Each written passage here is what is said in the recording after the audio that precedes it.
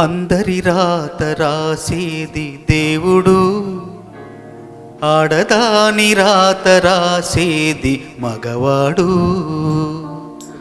అందరి రాత రాసేది దేవుడు, ఆడదాని రాత రాసేది మగవాడు అన్నాడు ఓ మనసు కవి.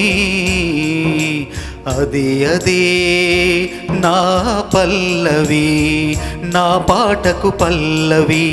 అందరి రాత రాసేది దేవుడు, ఆడదాని రాత రాసేది మగవాడు. కన్న తండ్రిగా కూతురుని కట్టడి చేస్తాడు మగవాడు, అన్నగారిలా చెల్లెలికి ఆంక్షలు పెడతాడు. మామ పదవిలో కోడలికి గోడలు కడతాడు మగవాడు, భర్త స్థాయిలో భార్యని బానిస చేస్తాడు. అల్లుడు కొడుకు మనవడు తానై అన్నిటిలోన పురుషుడి పొగరై ఆడుకుంటాడు, స్వేచ్ఛను అడ్డుకుంటాడు. బంధం ఏదైనా బందీ ఆడది, పాత్రే ఏదైనా బలి పశువే ఆడది. ఈ తీరును ప్రశ్నిస్తున్నా ఓ మార్పును ఆశిస్తున్నా, ఈ తీరును ప్రశ్నిస్తున్నా ఓ మార్పును ఆశిస్తున్నా, ఈ గీతిక ఆలాపిస్తున్నా. అందరి రాత రాసేది దేవుడు, ఆడదాని రాత రాసేది మగవాడు.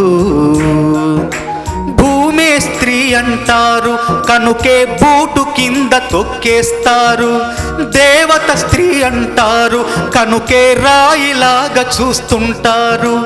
అపురూపం అని అంటారు, ఆమ్లాలను చల్లేస్తారు. అతి సుకుమారం అంటారు, అత్యాచారం చేస్తారు. సిరులకు నెలవని అంటారు, సిగరెట్లతో కాల్చేస్తుంటారు. ఇంటికి వెలుగని అంటారు, ఇనుప రాడ్లను గుచ్చేస్తుంటారు. ఈ తీరును ప్రశ్నిస్తున్నా ఓ మార్పును ఆశిస్తున్నా, ఈ తీరును ప్రశ్నిస్తున్నా ఓ మార్పును ఆశిస్తున్నా, ఈ గీతిక ఆలాపిస్తున్నా. అందరి రాత రాసేది దేవుడు, ఆడదాని రాత రాసేది మగవాడు అన్నాడు ఓ మనసు కవి. అదే అదే నా పల్లవి, అదే అదే నా పల్లవి, నా పాటకు పల్లవి, ఈ పాటకు పల్లవి, నా పాటకు పల్లవి, ఈ పాటకు పల్లవి.